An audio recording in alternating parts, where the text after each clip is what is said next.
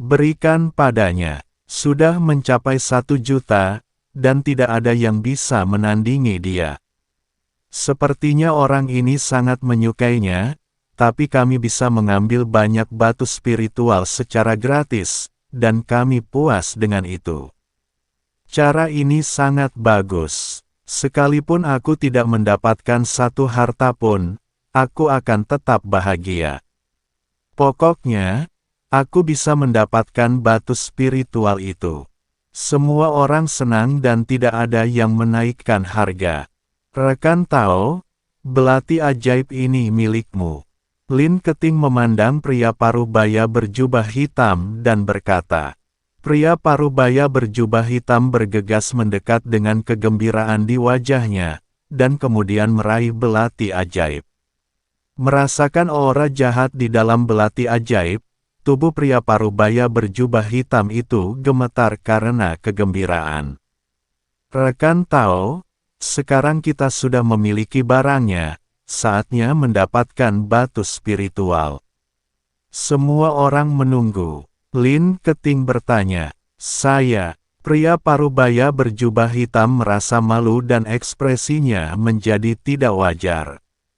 Melihat kemunculan pria parubaya berjubah hitam ini, Lin Keting langsung berpikir bahwa pria ini mungkin tidak memiliki banyak batu spiritual dan hanya menawar secara acak. Yang lain juga memperhatikan situasi ini, dan seseorang segera berdiri dan berkata, saudaraku, jika kamu tidak bisa mendapatkan batu roh, kembalikan barang itu, jika tidak jangan salahkan kami karena bersikap kasar. Benar, jika kamu tidak memiliki batu roh, mengapa kamu meminta Nahuan melakukannya? Apakah kamu mengolok-olok kami? Bahkan jika kekuatan kami terhalang, untuk membunuhmu, 1 orang dan 1 tendangan sudah cukup. Keluarkan batu spiritual itu. Jika tidak, kami akan segera membunuhmu. Semua orang diliputi amarah dan bersiap menyerang pria parubaya berjubah hitam. Bagaimanapun, ini terkait dengan kepentingan semua orang. Jika pria parubaya berjubah hitam tidak menggali batu roh, Lin Keting setuju, tetapi orang lain juga tidak. Inilah bundling kepentingan yang menunjukkan bahwa Lin Keting juga punya beberapa trik. Tidak, jangan khawatir, aku tidak mengatakan untuk tidak mengambil batu roh. Pria parubaya berjubah hitam ketakutan saat melihat ekspresi marah semua orang. Jika dia dipukuli oleh orang-orang ini, dia mungkin akan kehilangan nyawanya. Semuanya, aku hanya punya 500.000 batu roh, tapi aku bisa meminjamnya. Setelah pria parubaya berjubah hitam selesai berbicara, dia melihat ke arah Lin Keting dan berkata, Nak, saya akan meminjam 500.000 batu spiritual dari Anda. Saya akan mengembalikannya kepada Anda segera setelah saya pergi dari sini. Kamu dan aku bukan saudara, dan aku tidak mengenalmu. Mengapa aku harus meminjamkanmu batu roh?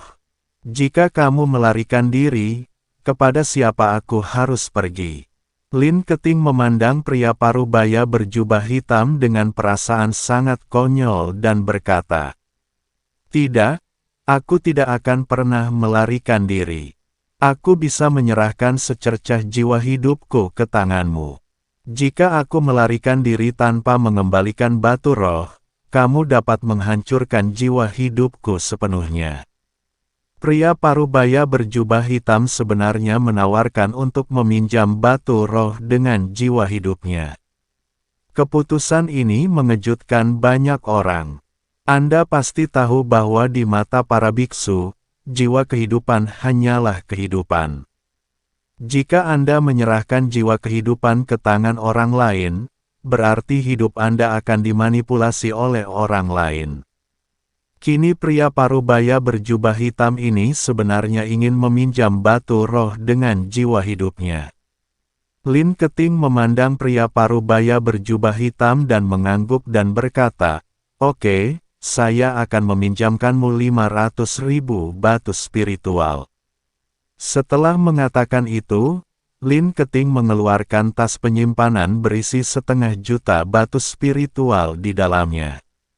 Pria parubaya berjubah hitam mengumpulkan batu spiritualnya sendiri dan batu spiritual yang diberikan oleh Lin Keting, dan kemudian meletakkannya langsung di tanah.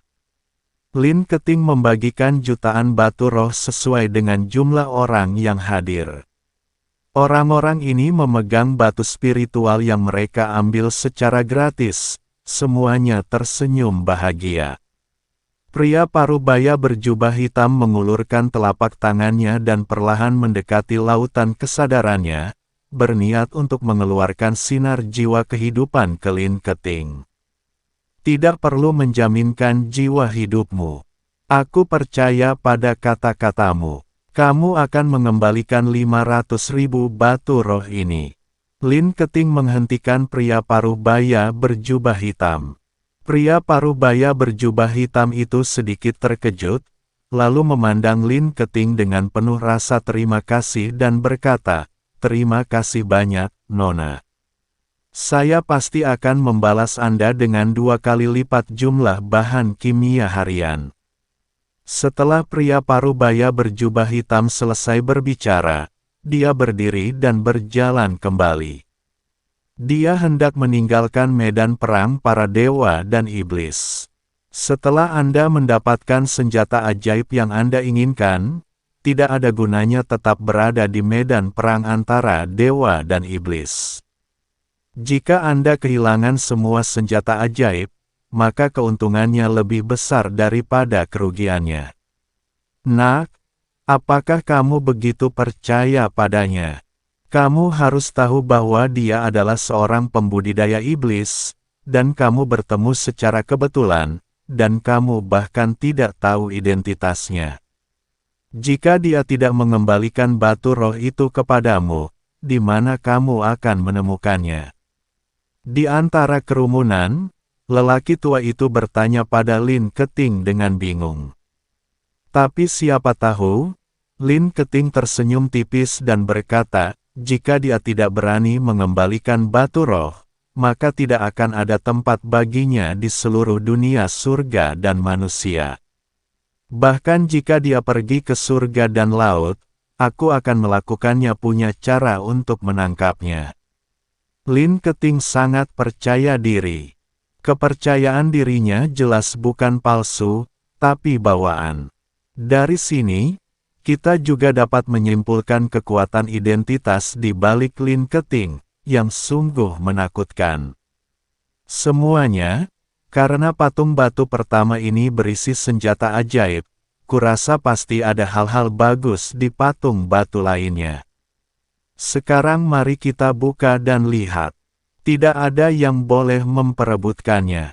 Aturannya masih sama. Petik 2. Lin Keting berkata kepada semua orang. Semua orang mengangguk, siapa yang berani memperjuangkannya. Penatua buta di sebelah kanan memegang pedang dan mengawasi dengan penuh semangat. Melihat semua orang setuju, Lin Keting memandang Elder Yublain dan berkata, Elder Yublain, Anda. Aku akan melakukannya kali ini. Chen Ping tidak menunggu Lin Keting selesai berbicara dan langsung berdiri. Dia juga ingin menguji kekuatan pedangnya untuk melihat apakah dia bisa membelah patung batu di depannya. Lin Keting mengangguk, lalu melambaikan tangannya untuk meminta tetua buta itu mundur. Chen Ping memegang pedang pembunuh naga, dia tidak tahu bagaimana melepaskan kekuatan pedangnya. Saat membunuh kalajengking pasir itu, dia mengandalkan perasaannya.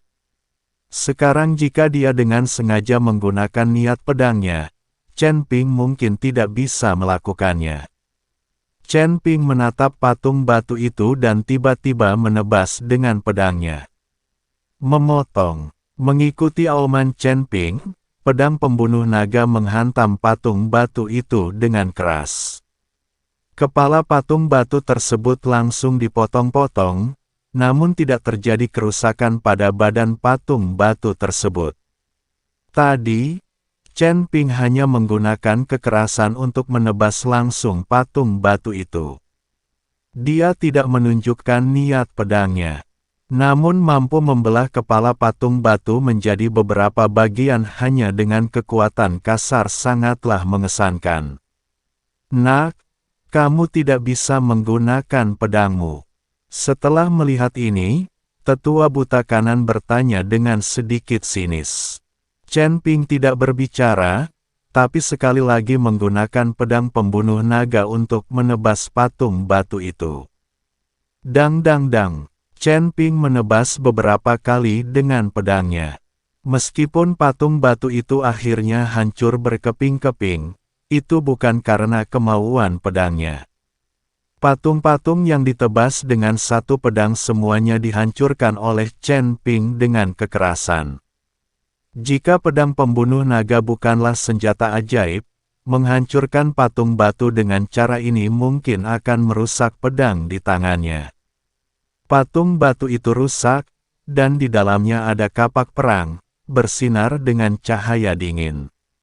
Lin Keting menggunakan metode yang sama untuk menjual kapak perang. Tentu saja, semua orang akan berbagi batu roh secara merata.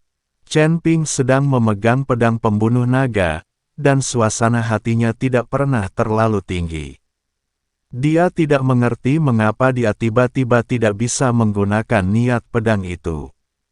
Senior, apa sebenarnya maksud pedang itu? Chen Ping hanya bisa meminta Raja Iblis Ciyun untuk mengetahui apakah dia mengerti. Jangan tanya aku, bagaimana aku tahu benda itu. Aku tidak ada gunanya. Siapa yang bisa menyegel kekuatanku? Raja Iblis Ciyun menggelengkan kepalanya dengan cepat. Tapi apa yang dia katakan itu benar. Jika kekuatannya ada dan tidak tersegel, tidak ada cara untuk menggunakan niat pedang. Hal-hal seperti niat pedang mungkin paling banyak digunakan di dunia sekuler. Mereka adalah orang-orang biasa dan tidak memiliki bantuan spiritual. Ini harusnya mirip dengan keadaan di mana manusia dan pedang bergabung menjadi satu. Saat Chen Ping sedang merenungkan arti pedang, patung batu ketiga juga dibuka oleh Penatua Yablin, dan isi di dalamnya juga dijual. Chen Ping tidak melakukan apapun. Pada saat dia bereaksi, dia telah mendapatkan puluhan ribu batu spiritual dengan sia-sia. Tapi Chen Ping juga tampak tidak senang. Bagaimanapun, beberapa pukulan yang baru saja dia lakukan agak memalukan. Masih memikirkan tentang Jianyi. Lin Keting melihat pikiran Chen Ping dan bertanya. Chen Ping mengangguk, apa sebenarnya maksud pedang itu? Saya tidak tahu, saya belum mengembangkan niat pedang. Lin Keting melambaikan tangannya dengan cepat. Penatua buta di sebelah kanan tersenyum dan berkata, Nak, maksud pedang hanya dapat dipahami tetapi tidak dapat diungkapkan dengan kata-kata. Saya akan memberikan Anda serangan pedang lagi untuk melihat apakah Anda dapat memahami misterinya. Itu urusan Anda sendiri, kata tetua buta kanan, sambil mengangkat pedang panjang di tangannya untuk menyerang. Namun sebelum dia dapat mengambil tindakan, pedang di tangan Elder Yu mulai bergetar hebat, menyebabkan ekspresi Elder Yu berubah drastis. Penatua buta kanan, ada apa? Lin Keting bertanya dengan cepat. Nona, si buta Zuo pasti berada dalam bahaya di luar, kata sesepuh buta kanan. Bahaya, Lin Keting sedikit mengernyit, apakah dia mendapat masalah lagi? Segera keluar dan lihat dan coba hentikan dia agar dia tidak mendapat masalah lagi. Nona, apa yang harus kamu lakukan? Penatua Yu Blaine bertanya. Jangan khawatir, dia masih di sini, dan aku masih memiliki barang penyelamat di tanganku. Semuanya akan baik-baik saja. Lin Keting menunjuk ke arah Chen Ping dan berkata. Penatua buta kanan melirik ke arah Chen Ping, dan kemudian berkata, "Nak, lindungi wanita tertua kami. Jika wanita tertua kami melakukan kesalahan, tidak akan ada tempat bagimu di seluruh dunia surga dan manusia." Setelah mengatakan itu, tetua buta kanan dengan cepat berlari menuju pintu masuk medan perang para dewa dan iblis. Chen Ping, sebaliknya, tidak bisa berkata-kata. Siapa yang dia provokasi? Melihat Chen Ping seperti itu, Lin Keting tersenyum tipis dan berkata, "Jangan khawatir, dia hanya membuatmu takut, tidak akan terjadi apa-apa padamu. Bahkan jika sesuatu terjadi padaku, itu tidak ada hubungannya denganmu. Selama aku di sini, tidak akan terjadi apa-apa pada kalian semua." Chen Ping menepuk dadanya dan mulai membual. Ketika semua orang mendengar kata-kata Chen Ping, mereka semua menyatakan niat mereka untuk mengikutinya bersama-sama. Mereka semua melihat pecahan patung batu yang baru saja dihancurkan Chen Ping dengan pedangnya. Tanpa kekuatan spiritual, Chen Ping masih memiliki kekuatan fisik yang kuat. Jika ada bahaya, Chen Ping masih bisa menghentikannya. Jadi semua orang memilih untuk mengikuti. Alasan utamanya adalah jika mereka tidak bisa mendapatkan harta karun itu, mereka masih bisa mendapatkan batu roh, jadi tidak ada kerugian sama sekali. Lin Keting tidak menolak siapapun yang datang, dan kemudian dia memimpin semua orang di jalan. Titik titik titik titik titik titik titik titik titik titik titik titik. Di luar medan perang para dewa dan iblis, Penatua Zuo Blind mengikuti Tianxia dan Tianluo dan berjuang keras. Ada beberapa biksu pengguna pedang, 4 di antaranya terluka parah dan jatuh ke tanah tanpa mengetahui apakah akan hidup atau mati. Penatua Zuo Blind juga menjadi marah, dan pedang di tangannya terus menyerang seperti guntur. Namun dengan kerja sama Tianxia dan Tianluo, Penatua Zuo Blind masih dirugikan. Darah mulai mengalir keluar dari lengan kirinya. Penatua Zuo yang buta terluka. "Sial, aku tidak tahu apakah orang buta di sebelah kanan telah menerima pesanku dan ada di sini untuk membantu. Aku mungkin akan melarikan diri, atau aku akan benar-benar mati di tangan 2 bajingan kecil ini." Petik 2. Penatua buta Zuo berdoa dalam hatinya, berharap penatua buta kanan telah menerima pesannya. Meskipun dia berpikir demikian di dalam hatinya, tidak ada rasa takut di wajah penatua Zuo Blind, dan dia masih berteriak dengan kasar. "Hatiku penakut, tapi dalam hal momentum, aku tidak bisa penakut. Orang tua, mulutmu sangat keras. Ayo kita robek mulutmu nanti dan lihat bagaimana kamu terus berteriak dan mengumpat." Tianluo sudah sangat marah sampai dia meninggal. Perkelahian adalah perkelahian. Setelah bertarung dalam waktu yang lama, 8 generasi nenek moyang saya dimarahi oleh Penatua Zuo Blind. "Dasar bajingan kecil, jika kamu masih ingin mencabik-cabik mulut kakek, kamu bahkan tidak tahu apa karakter moralmu sendiri. Saya memarahi 8 generasi nenek moyang Anda. Nenek moyang Andalah yang mengumpulkan kebajikan. Apakah menurut Anda saya memarahi semua orang?"